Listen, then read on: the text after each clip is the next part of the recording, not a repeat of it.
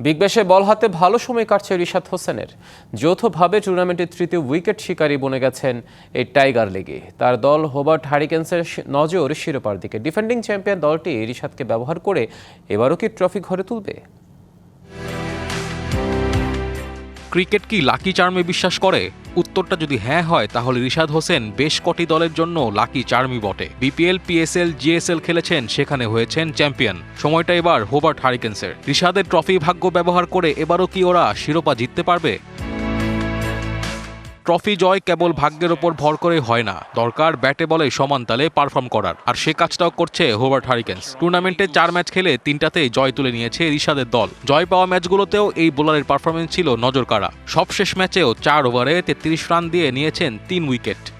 নতুন এবং ফিরে আসা গ্রাহকদের জন্য নগদে চলছে ক্যাশব্যাক সহ প্রতিদিন হাজারো উপহার জেতার সুযোগ। হবে আশা আর ফেরা, সারপ্রাইজ সেরা।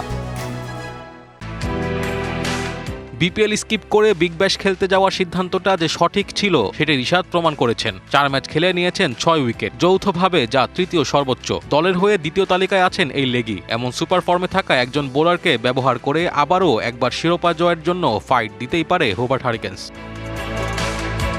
টেবিলের দ্বিতীয় সেরা দল হোবার্ট। টেবিল টপার হতে হারাতে হবে 1 ম্যাচ কম খেলা মেলবোর্ন স্টার্সকে। তবে টেবিলে চ্যাম্পিয়ন হওয়ার থেকে টুর্নামেন্টে চ্যাম্পিয়ন হওয়ার রেসেই বেশি মনোযোগ দিবে রিশাদরা। ডিফেন্ডিং চ্যাম্পিয়ন বলে হোবার্ট কিছু ক্ষেত্রে এই রেসে এগিয়েও থাকবে। বাকি থাকা 4 ম্যাচে নিজেদের সেরাটা দিতে পারলে গ্রুপ পর্ব পেরিয়ে নকআউটেও ভালো স্মৃতি নিয়ে যেতে পারবে হোবার্ট হারিকেন্স। দেখা যাক রিশাদের সুপার ফর্ম ব্যবহার করে পরপর শিরোপা জয়ের কৃতিটা ধরে রাখতে পারে কিনা হোবার্ট।